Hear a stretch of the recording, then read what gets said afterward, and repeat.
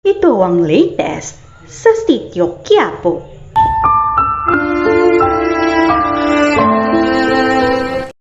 Ito ang mga eksenang dapat mong abangan bukas, araw ng Biyernes, dito lamang sa Batang Quiapo. Nagsimula na si Agustus sa kanyang pagharap kay Primo at itinaga niya sa bato na isa raw sa kanila ang mawawala dahil hindi pwedeng parehas silang nabubuhay sa mundo. Pero si Primo hindi papaapi. Pangako niya sa kanyang sarili, gagawin daw niya ang lahat ng kanyang makakaya upang maresbakan ang kanyang mortal enemy. Pero si Agustus hindi pa pala tapos sa kanyang pagganti. Dahil sa araw ng paglipat ni na Primo sa koreksyonal, laking pagtataka ng grupo dahil biglang nawala ang kanilang police escort. Kinutuban sila dahil baka may masamang mangyari. Hindi nga sila nagkamali dahil ang tauhan ni Agustus ay nakahanda ng tambangan ang grupo at pasabugin ang sinasakyan ni na Primo. Nagtagumpay nga sila sa kanilang target at masaya silang nagbunyi dahil si Primo daw maagang sinalubong ang bagong taon. Pero ang tanong, napatay ba nila ang karibal ni Agustus? Samantala, ang bagong kasal na sina Ramon at Mokang ay tuloy sa kanilang honeymoon. Isang sorpresa nga ang ibinigay ng drug lord sa kanyang misis. Sinabi niyang pag-aaralin daw niya itong muli.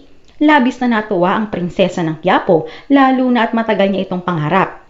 Kaya naman sa sobrang kagalakan niya ay napayakap pa siya sa kanyang mister. Bagay na labis na ikinakilig ni Ramon. Sa koreksyonal naman, unti-unting kumakalap ng impormasyon ang mga batang Quiapo sa mga lider sa kulungan.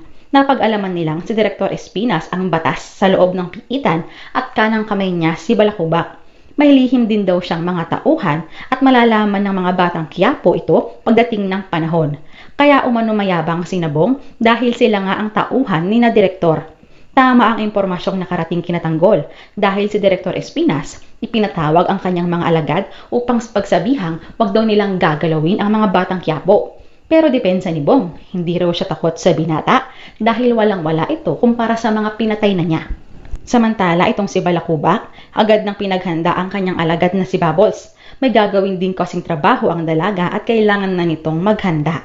Kumilos na rin siya at nagpakita kina Olga upang ipakita ang video kung saan pinapahirapan nila si Tanggol.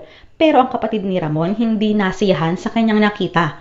Kulang raw kasi ang ginawa ng mga gwardya ng kulungan at nais niyang itodo raw na mga ito ang pagpapahirap kay Tanggol hanggang sa ito na mismo ang sumuko.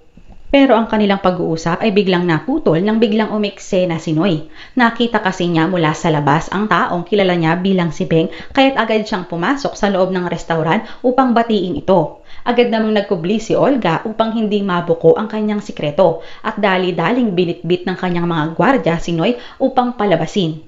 Pero ang tsismosong si Noy agad dumiretso kina Marites upang ischismis ang kanyang nasaksihan. Diskumpiyado si Marites lalo na at tila imposible naman daw na maging ganoon ang itsura ni Beng na kanilang kilala bilang simple at ordinaryong tao. Pero nanindigan itong si Noy at sinabi niyang si Beng nga ang kanyang nakita na mukhang mayaman at hindi siya pwedeng magkamali. Ano ang gagawin ni Olga ngayong nabuko na ata siya ni Noy? Maging delikado kaya ang buhay nito dahil sa kanyang ginagawang pagchismis sa totoong katauhan ng kapatid ni Ramon? Mag-like and subscribe na para updated ka sa ating kwento. Thank you for watching. Stay safe and God bless.